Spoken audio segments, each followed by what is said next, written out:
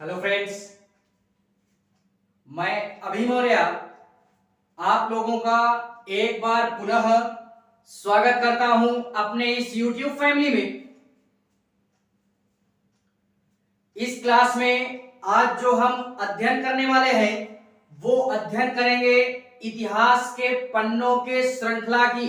ठीक है, तो इससे पहले की जो भी सारी क्लासें हो चुकी हैं इस श्रृंखला से रिलेटेड उन सारी क्लासों का लिंक आपको नीचे डिस्क्रिप्शन में दिया गया है। वहां से जाकर के आप सहजता पूर्वक पहले उन सारी क्लासों को अटेंड कर लीजिएगा एंड तत्पश्चात आकर के इस क्लास में विजिट कीजिएगा। ठीक है, बाकी और अधिक सहजता महसूस हो इस कारणवश यार प्लेलिस्ट भी बनाई गई है, तो प्लेलिस्ट की सहायता से भी आप क्या कर सकते हैं, अपना सारा सिस्टम सेट कर सकते हैं अपने अनुसार। ठीक है, बाकी इतिहास के पन्नों की श्रृंखला में आज जो हमारी नई तारीख होगी वो तारीख होगी 28 सितंबर की। ठीक है, तो देश दुनिया से जुड़ी हुई जो भी 28 सितंबर से रिलेटेड जो भी घटनाएं घटित हुई उन सारी घटनाओं का जिक्र आज हम इस क्लास में बाकायदा करेंगे।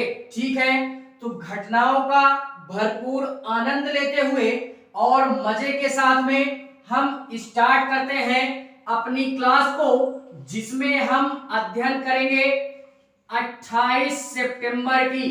ठीक है, 28 सितंबर का अध्ययन करेंगे पूरी एकाग्रता के साथ में। देखते हैं, ठीक है, 28 सितंबर 1907 की बात करते हैं। ये वो तारीख है 1907 जो कि यार बेहद और बेहद महत्वपूर्ण है इतिहास के पन्नों में, और बाकायदा इसका जो साक्ष्य प्राप्त होता है या इसका जो साक्षी है वो बाकायदा 28 सितंबर की तारीख इसकी क्या है, साक्षी है इतिहास के पन्नों में। ठीक है, तो इसमें क्या होता है कि हम लोग यार जानते हैं कि हमारे मतलब देश को आजाद करवाने में या स्वतंत्रता दिलाने में हमारे ऐसे कई वीर जवान थे या कई ऐसे क्रांतिकारी थे जिन्होंने अपने प्राणों की आहुति दे करके या अपने प्राणों को न्यौछावर करके क्या किया, देश को आजाद करवाने में यानी बहुत ही महत्वपूर्ण भूमिका वो क्या करते हैं, निभाते हैं। तो इन्हीं सारे क्रम में हमारे एक क्रांतिकारी या वीर योद्धा आता है या अमर शहीद के नाम से जानते हैं, जिसको हम लोग सरदार भगत सिंह के नाम से भी जानते हैं। तो अमर, एक तरीके से बोले अमर शहीद सरदार भगत सिंह, इनका क्या होता है 1907 में क्या होता है, जन्म होता है मेरे बेटे, जन्म होता है। और कहां पे होता है, तो ये पंजाब में होता है। पंजाब के लॉयलपुर जिले में एक गांव पड़ता है जिसको हम वंगा नामक गांव के नाम से भी जानते हैं। तो यहाँ पे मेरे शेरों अगर बोले तो पंजाब लॉयलपुर जिले में इनका क्या होता है, जन्म होता है। और इतना ही नहीं यार, इनके जीवन से या इनका जो व्यक्तित्व था, इनके व्यक्तित्व से हर एक नौजवान को, आज वर्तमान में हर एक युवक को इनके संपूर्ण जीवन से क्या करनी चाहिए, सीख लेनी चाहिए कि इन्होंने अपने मतलब जान की परवाह ना करते हुए, अपने जीवन की परवाह ना करते हुए देश की आजादी के लिए अपना प्राण क्या कर दिया, न्यौछावर कर दिया। और भरी जवानी में इनको क्या कर दिया गया, मतलब फांसी की सजा सुना दी गई। और इतना ही नहीं, इनको अकेले नहीं, इनके साथ में सुखदेव करके भी एक क्रांतिकारी आते हैं या स्वतंत्रता सेनानी आते हैं, और एक तरीके से इनके फ्रेंड ही होते हैं, एक व्यक्ति और होता है, और ये हमारे एक तरीके से बोले तो ये भी होते हैं। इन मतलब 2-3 लोगों को क्या हो जाती है, ब्रिटिश सरकार, इस समय ब्रिटिश शासन था, तो ब्रिटिश सरकार जो है इनको फांसी की सजा सुनाती है, और लास्ट में फाइनली इनको फांसी की सजा दे दी गई।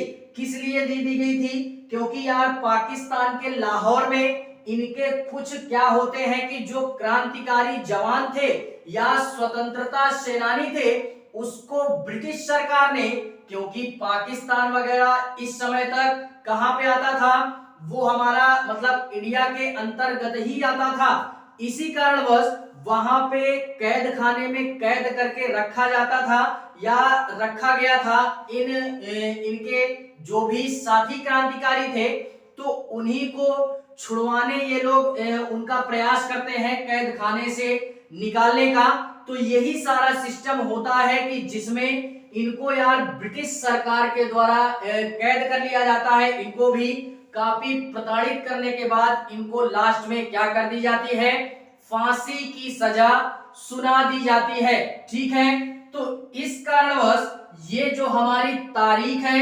28 सितंबर 1907 की, ये हमेशा और हमेशा के लिए इतिहास के पन्नों में दर्ज होकर के रह गई। ठीक है, बात करते हैं इसी 28 सितंबर में कुछ अन्य घटनाओं की, जो कि हमेशा और हमेशा के लिए इतिहास इसका साक्षी बन करके रह गया। ठीक है, 1907 के बाद हम लोग बात करते हैं 28 सितंबर 1929 की बात करते हैं। ये भी एक ऐसी तारीख है कि ये भी अपनी एक अलग पहचान को लेकर के इतिहास में बाकायदा आज क्या हुई, 28 सितंबर के तौर पे दर्ज हुई। ठीक है, इसमें क्या होता है कि 28 सितंबर 1929 में हमारे यार हम लोग जानते हैं उनका अभी इसी 2022 में ही हाल फिलहाल में निधन होता है। तो जिनको हम लोग यार बहुत ही एक तरीके से बोले तो संगीत की दुनिया की एक तरीके से उनको स्वर कोकिला की संज्ञा भी देते हैं, और जिस समय इनकी मृत्यु हुई थी बॉलीवुड इंडस्ट्री में यार शोक बड़े ही बेहतरीन तरीके से या मातम सा छा गया था, और एक दिन के लिए नहीं, एक तरीके से बोले तो बॉलीवुड में जो भी हमारा बॉलीवुड इंडस्ट्रीज की मतलब सिंगरों में से सबसे महानतम सिंगरों की संज्ञा इनको दी जाती थी। इनके जाने से बॉलीवुड इंडस्ट्री में जो भी हमारे गायक हैं उनका एक तरीके से बोले तो जैसे हमारे बॉडी में हाथ पैर वगैरह होते हैं कि बिना हाथ और पैर के हम एक कदम ना ही चल सकते हैं और ना ही कोई कार्य कर सकते हैं, उसी प्रकार से ये हमारे बॉलीवुड इंडस्ट्री की एक सर और पैर यानी हाथ और पैर का कार्य कर रही थी, क्योंकि इनके जो गाने हैं ये यार बाकायदा पूरे इंडिया में, और इंडिया में ही नहीं इंडिया को छोड़ करके विदेशों में भी इनके गाने क्या हैं आज प्रचलित हैं और लोगों के दिलों में राज करते हैं। तो इनका नाम क्या है, इनको हम लोग लता मंगेशकर के नाम से भी जानते हैं। क्या नाम से जानते हैं? लता मंगेशकर के नाम से भी जानते हैं। इनका क्या होता है, 1929 में जन्म होता है। 1929 में लता मंगेशकर का जन्म होता है, और इतना ही नहीं कहां पे होता है, तो ये हमारा एक तरीके से मैं अगर बोलना चाहूं तो मध्य प्रदेश, कहां पे, मध्य प्रदेश के इंदौर शहर में या इंदौर जो भी हमारा शहर पड़ता है मध्य प्रदेश में, यहां पे एक हमारा शहर पड़ता है इंदौर। इसी इंदौर में एक हमारा मराठी परिवार आता है, यानी मध्यम वर्गीय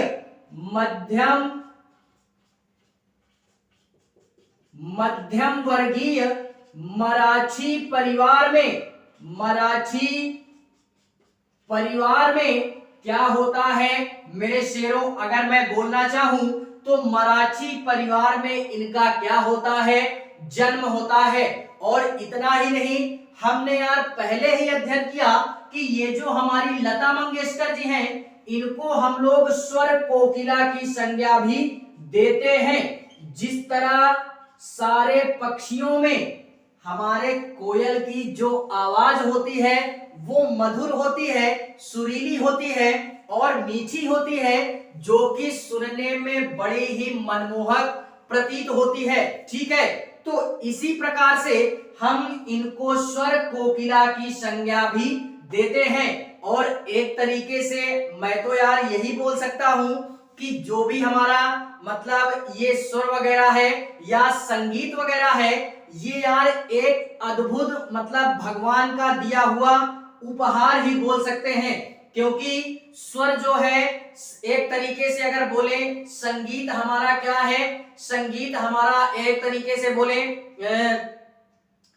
संगीत एक प्रकार से मतलब कुछ भी इसको बोल सकते हैं। और स्वर जो वगैरह हमारा है, ये स्वर जो भी है भगवान का दिया हुआ उपहार टाइप में इसको माना जा सकता है।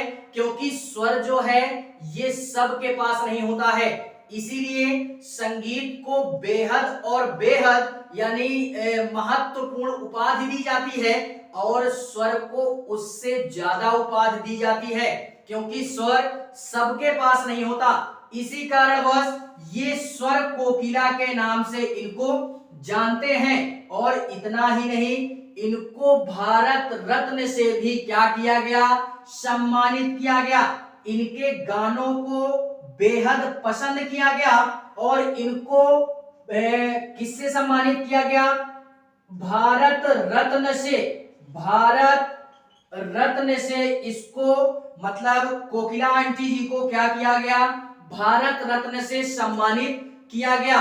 और इतना ही नहीं, इनको भारत रत्न या भारतीय रत्न, स्वर कोकिला और लता मंगेशकर कई सारे नामों से इनको आज हम जानते हैं। और इतना ही नहीं यार, इन्होंने एक तरीके से अगर मैं बोलूं तो 20 से भी ज्यादा फिल्मों में या 30 से भी ज्यादा फिल्मों में कम से कम या 300, एग्जैक्ट मुझे याद नहीं आ रहा, 30 या 300 ऐसे ही हैं जिसमें इन्होंने 300 ज्यादा फिल्मों में अपने सुरों का जादू बिखेरा। और लगभग गैर फिल्मों में, फिल्मों और गैर फिल्मों को मिलाकर के कुल मिलाकर के 3 या 3500 गानों को इन्होंने क्या किया, अपने सुरों से सजा करके रख दिया, जिससे बाकायदा ये आज लोगों के दिलों में राज करती है मरने के बाद भी। ठीक है, तो इनके गाने बेहद पसंद आते हैं। इस कारणवश ये 28 सितंबर 1929 की तारीख है, ये आज बाकायदा अपनी एक अलग पहचान को लेकर के इतिहास में बाकायदा दर्ज हुई है। ठीक है, तो इस घटना को भी हमें क्या करना है, याद रखना है। बात करते हैं इसी 28 सितंबर के इतिहास में कुछ अन्य घटनाओं की, जो कि हमेशा और हमेशा के लिए इतिहास इसका साक्षी बन करके रह गया। ठीक है,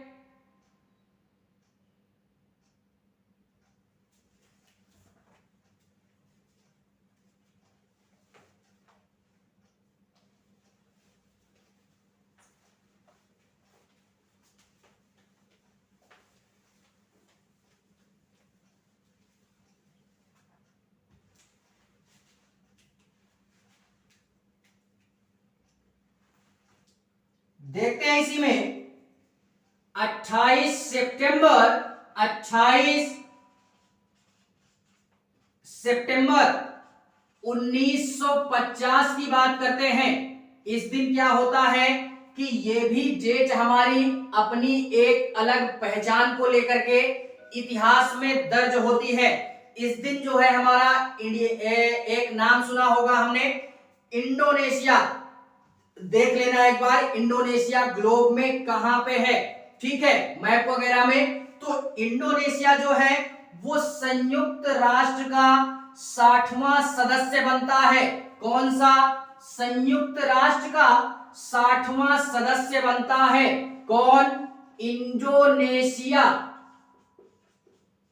इंडोनेशिया संयुक्त राष्ट्र का 60वां सदस्य बनता है। 60वां सदस्य बनता है। और इतना ही नहीं, ये इंडोनेशिया जो है ये है कहां पे?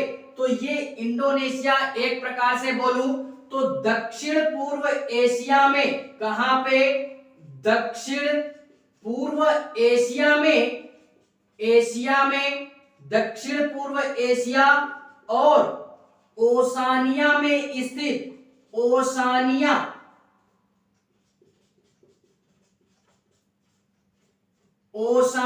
में स्थित एक हमारा क्या है? एक हमारा देश पड़ता है जिसको हम लोग इंडोनेशिया के नाम से भी जानते हैं। और इतना ही नहीं, ये जो हमारा इंडोनेशिया है, ये इंडोनेशिया यार यहाँ पे बेसिकली बोले तो एक हमारी सभ्यता प्राप्त होती है जिसको हम लोग उनी और मुनि सभ्यता के नाम से भी जानते हैं। किस नाम से? यानी यहाँ पे सबसे पुरानी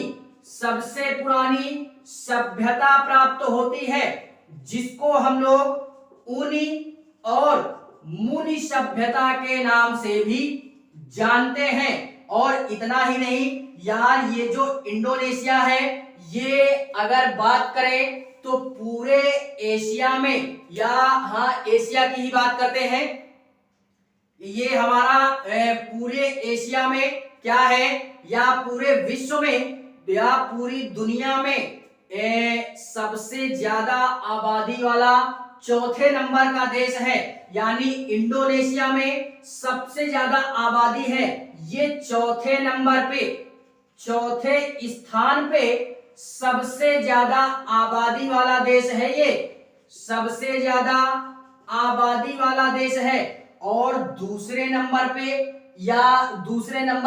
या पहले नंबर पे मुस्लिमों की आबादी यहाँ पे क्या है? सबसे ज्यादा है। यानी चौथे नंबर पे सबसे ज्यादा आबादी और पूरे विश्व में दूसरे नंबर पे सबसे ज्यादा मुसलमानी आबादी हमारी कहां पे है? इंडोनेशिया में। यानी मुस्लिम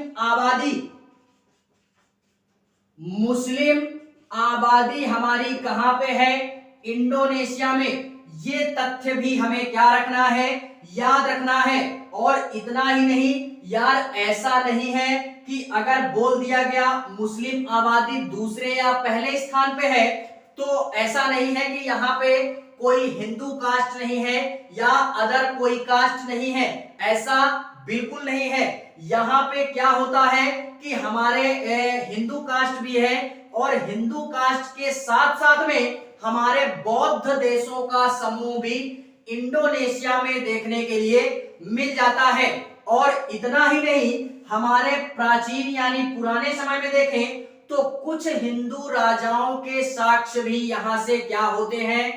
प्राप्त होते हैं। यानी एक तरीके से बोल दूं तो हिंदू राजाओं का या हिंदू राज इंडोनेशिया में भी देखने के लिए मिल जाता है। ठीक है, तो इस कारणवश ये जो हमारी तारीख है ये यार इतिहास के पन्नों में बाकायदा 28 सितंबर 1950 के तौर पे अपनी एक अलग पहचान को लेकर के इतिहास में हमेशा और हमेशा के लिए दर्ज होकर के रह गई, जिसका अध्ययन बाकायदा आप और हम बड़े ही परिपक्वता के साथ में कर रहे हैं। ठीक है, बात करते हैं इसी 28 सितंबर के इतिहास में कुछ अन्य घटनाओं की जो कि इतिहास के पन्नों में हमेशा और हमेशा दर्ज होकर के रह गई। ठीक है,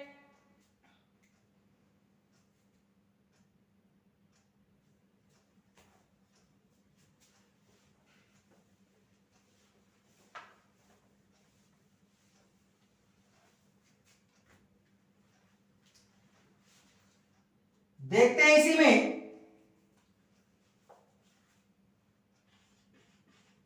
28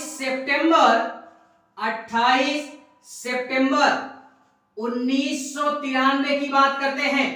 28 सितंबर 1993 ये भी एक ऐसी तारीख है जो कि अपनी एक अलग पहचान को लेकर के इतिहास में बाकायदा आज दर्ज है। ठीक है, इस दिन क्या होता है कि हमारे पोलैंड में जन्मे एक हमारे इजराइल के पूर्व प्रधानमंत्री, जिनको हम लोग सीमोन पेरेज के नाम से भी जानते हैं, तो 1993 में क्या होता है, 1993 में इनका निधन होता है। यानी पोलैंड में, कहां पे, पोलैंड में जन्मे, पोलैंड में एक तरीके से बोले तो इनका जन्म होता है पोलैंड में जन्मे इजराइल के, कौन, इजराइल के, इजराइल के पूर्व प्रधानमंत्री कौन थे, पूर्व प्रधानमंत्री कौन थे, तो वो थे हमारे सीमोन पेरेज के नाम से भी जानते हैं। इनका क्या होता है, निधन होता है, इनका निधन होता है।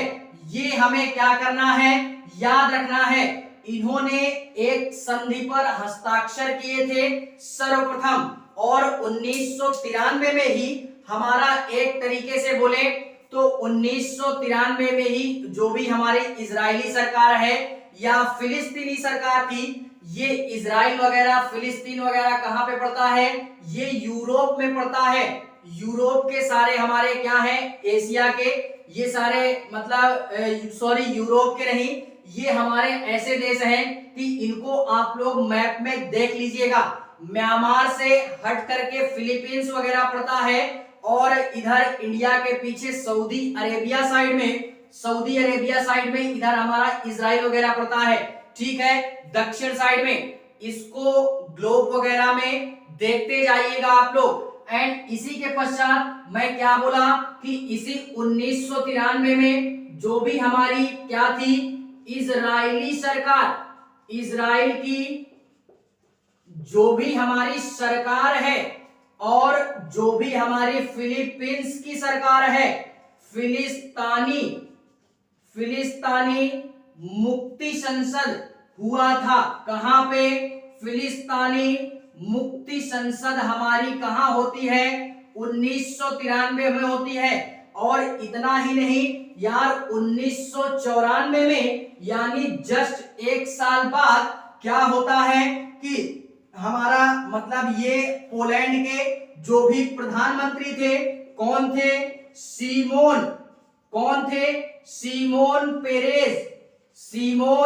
पेरेज, ये क्या करते हैं कि एक संधि पर हस्ताक्षर करते हैं, और सर्वप्रथम उस संधि पर हस्ताक्षर करते हैं। ठीक है, उस संधि का नाम क्या है हमारा, ओशियनो संधि, ओशियनो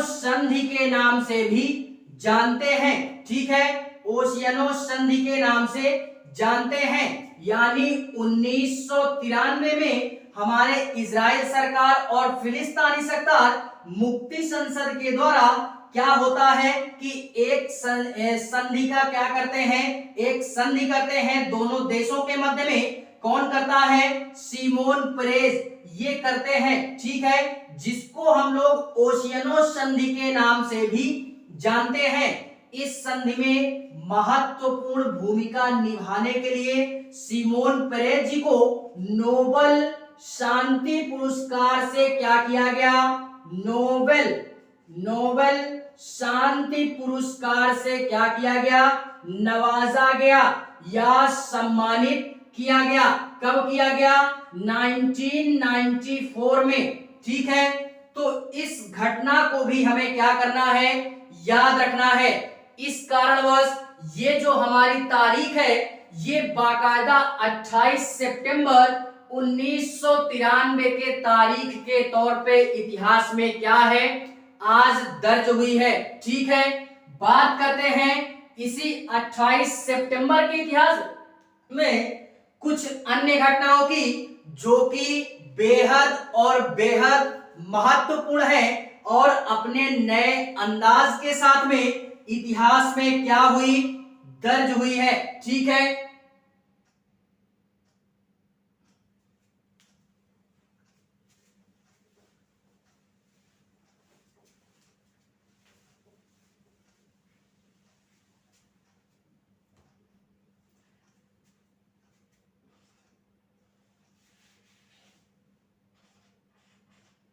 28 सितंबर 2007 की बात करते हैं। 28 सितंबर 2007 ये वो तारीख है कि ये भी अपनी एक अलग पहचान को लेकर के इतिहास में बाकायदा आज क्या हुई, दर्ज होती है। ठीक है, इसमें क्या होता है कि 28 सितंबर 2007 को हम लोग विश्व क्या बोलते हैं, विश्व रेबीज दिवस, विश्व रेबीज दिवस मनाने की क्या होती है, घोषणा होती है। विश्व रेबीज दिवस मनाने की घोषणा होती है। ठीक है, और यह घोषणा करता कौन है, तो दो संगठनों के माध्यम से या मिलने के पश्चात जब आपस में मेल मिलाप हुआ, कुछ वार्तालाप हुई, तो यार हमारा क्या होता है कि इसकी घोषणा की गई। और उसको हम लोग, वो संगठन कौन कौन से हैं, एक था हमारा WHF एंड दूसरा था हमारा WHO। एक को हम लोग क्या बोलते हैं, वर्ल्ड हेल्थ फेडरेशन, फेडरेशन के नाम से भी जानते हैं। एंड दूसरा हमारा क्या था, WHO का मतलब हमारा दूसरा वर्ल्ड हेल्थ ऑर्गेनाइजेशन के नाम से भी जानते हैं। इन दोनों संगठनों के माध्यम से हमारे ये वार्तालाप की गई या ये घोषणा की गई कि 28 सितंबर 2007 से हम विश्व रेबीज दिवस क्या करेंगे, मनाएंगे। यार इससे इसके जो भी हमारे एक तरीके से बोले तो ये एक तरीके से बोले इन्हीं के द्वारा क्या किया जाता है, सॉरी इनके द्वारा नहीं, ये हार्ट डे 29 में आता है, इनके द्वारा नहीं होता है।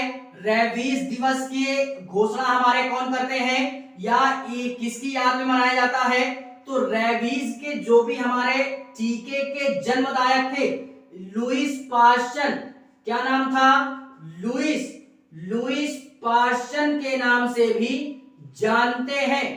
इनके द्वारा क्या किया गया, इनके द्वारा रेबीज का टीका तैयार किया गया और इन्हीं के निधन के पश्चात या याद में, इन्हीं के निधन के याद में या पश्चात में क्या किया गया, 28 सितंबर को रेबीज दिवस के तौर पे घोषित कर दिया गया। और ये जो रेबीज है ये यार हमारा एक तरीके से बोले तो ये लोगों में जागरूकता फैलाने के लिए ये हमारा रेबीज दिवस मनाया जाता है। और ये जो रेबीज होता है यह एक प्रकार का वायरस होता है जो कि जानवरों की लार से, बेसिकली कुत्ते की लार से क्या होता है, ये रेबीज हमारा रेबीज रोग या बीमारी या ये वायरस हमारा फैलता है। ठीक है, तो इसको हमें याद रखना है। और अगर बात करें तो एशिया या अफ्रीका साइड में या भारत वगैरह की बात करें तो यार लगभग और लगभग 95% हमारे यार रेबीज के कारण व्यक्ति क्या होते हैं, ग्रसित होते हैं। 95% हर साल की बात करते हैं। और अगर और भी बोले तो यार उसमें क्या बोलते हैं कि 150 से भी ज्यादा, यानी प्रतिवर्ष 150 से भी ज्यादा जो भी हमारे देश हैं उनमें से लगभग और लगभग हमारे कम से कम अगर बात करें तो मानव या जो मानव ग्रसित होते हैं हमारे रेबीज के कारण, वो यार काफी सारे मानव हमारे ग्रसित होते हैं। यानी 150 प्रतिवर्ष 150 से अधिक देश हर वर्ष ग्रसित होते हैं। और इसी में हमारा 95% हमारा भारत वगैरह या अफ्रीका साइड में जो भी हमारा सिस्टम है 95% लोग क्या होते हैं, ग्रसित होते हैं। और इसकी जागरूकता फैलाने के लिए ही इसकी शुरुआत की गई। किसके द्वारा? लुईस पास्चर के निधन के द्वारा। टीका इन्होंने ही तैयार किया था। ठीक है, तो इस कारणवश ये जो तारीख है ये बाकायदा आज इतिहास के पन्नों में क्या हुई, दर्ज होकर के रह गई अपनी एक अलग पहचान के रूप में। बात करते हैं इसी में 28 सितंबर में ही कुछ अन्य घटनाओं की, जो कि हमेशा और हमेशा इतिहास इसका गवाह या साक्षी बन करके रह गया। ठीक है,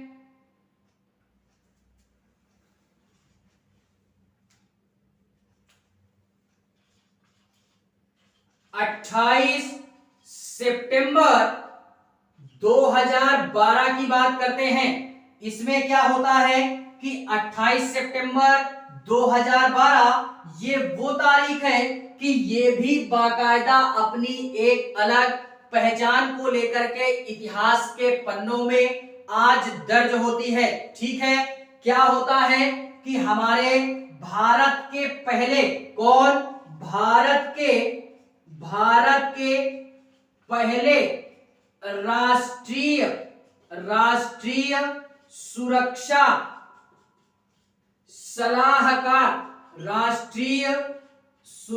सलाहकार, जिनको हम लोग ब्रजेश क्या बोलते हैं, ब्रजेश मिश्र के नाम से भी जानते हैं।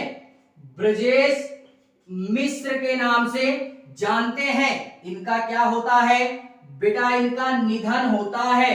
क्या होता है? निधन होता है। और इतना ही नहीं, इनका निधन होता है तो ये याद रखना है, पहले राष्ट्रीय सुरक्षा सलाहकार, और ये भारत के पहले राष्ट्रीय सुरक्षा सलाहकार के तौर पे तो कार्य कर ही रहे थे।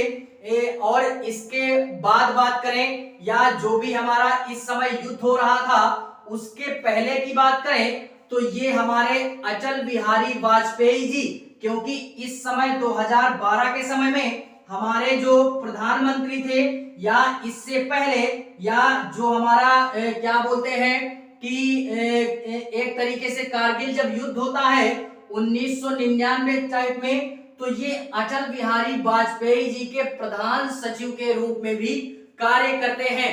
और इतना ही नहीं, ये यार इससे पहले विदेश मंत्रालय के गृह सचिव या एक तरीके से बोले सचिव पद पे ये थे, वहां से इनको सेवानिवृत्त किया गया, तब ये आकर के क्या होते हैं, इनके प्रधान सचिव बनते हैं। और इतना ही नहीं, ये हमारे विदेशों में जाकर के या जो भी हमारा संयुक्त राष्ट्र है वहां पे जाकर के ये भारत की तरफ से स्थायी प्रतिनिधित्व का कार्य भी करते हैं। और फाइनली 1999 में मैंने अभी ही बोला कि जब हमारा कारगिल युद्ध होता है तो ये हमारे ब्रजेश मिश्र जो है वाजपेयी जी की काफी हेल्प करते हैं। ठीक है, देश को चलाने में या किस प्रकार से क्या कंडीशन है हमारे देश की, क्या राय देनी चाहिए, क्या हम मतलब क्या कर सकते हैं, इन सारी चीजों की राय और मशवरा जो दिया था वो हमारे कौन, ब्रजेश मिश्र जी ने दिया था। ठीक है, नाम से ही पता चल रहा है राष्ट्रीय सुरक्षा सलाहकार, यानी इंडिया के जो भी हमारे सुरक्षा किस चीज की सुरक्षा, सलाह देने से रिलेटेड, यानी हर चीजों की सुविधा सलाह, बहुत ही टैलेंटेड बंदे थे यार। आज कुछ लोग ये सोचते हैं, जो हमारे कुछ चूतिए टाइप के व्यक्ति हैं, कि होता है ना, बोलते हैं कि मोदी ऐसा करता है, मोदी वैसा करता है, तो अबे चूतिए वो तुझसे तो अच्छा ही कर रहा है मेरे हिसाब से। क्यों? क्योंकि वो तेरे जैसों को, या क्या बोले यार, बोलना ही नहीं चाहते, क्योंकि बहुत से ऐसे विशेषज्ञ हैं संसद में और कई ऐसे अधिकारी हैं जो कि हमेशा और हमेशा उनको सलाह देने के लिए तत्पर होते हैं और सारी चीजों की फैसिलिटीज देने के लिए तत्पर होते हैं, तब देश चलता है। देश ऐसे नहीं चलता यार। हमको तो ऊपर ऊपर दिखाई देता है कि मोदी ऐसा करता है, मोदी वैसा करता है, लेकिन ऐसा बिल्कुल नहीं है। कई सारे विशेषज्ञ, कई सारे राजनीति के विशेषज्ञ, कई सारे अदर फील्ड के अधिकारी और विशेषज्ञ क्या करते हैं, उनको राय सलाह मशविरा वगैरह देते हैं, वो अपने मन मर्जी मुताबिक कार्य नहीं करते हैं, ठीक है। कई सारे लोगों की कमेटी बैठाई जाती है, बाकायदा रूल रेगुलेशन होता है, तब देश चलता है, ऐसे देश नहीं चलता है, ठीक है। तो इस तारीख को भी हमको क्या करना है, याद रखना है, ठीक है। तो फिलहाल में ये थी हमारी 28 सितंबर से रिलेटेड कुछ ऐसी घटनाएं जो कि देश और दुनिया से जुड़ी हुई ऐसी घटनाएं थी जो कि हमेशा और हमेशा के लिए इतिहास इसका साक्षी बन करके रह गया, ठीक है। तो क्लास अगर अच्छी लगे तो लाइक करें, कमेंट करें और हाँ, चैनल को सब्सक्राइब जरूर करें। बाकी मिलते हैं इसी इतिहास के पन्नों की श्रृंखला में किसी नए दिन के इतिहास पे। तब तक के लिए जय हिंद।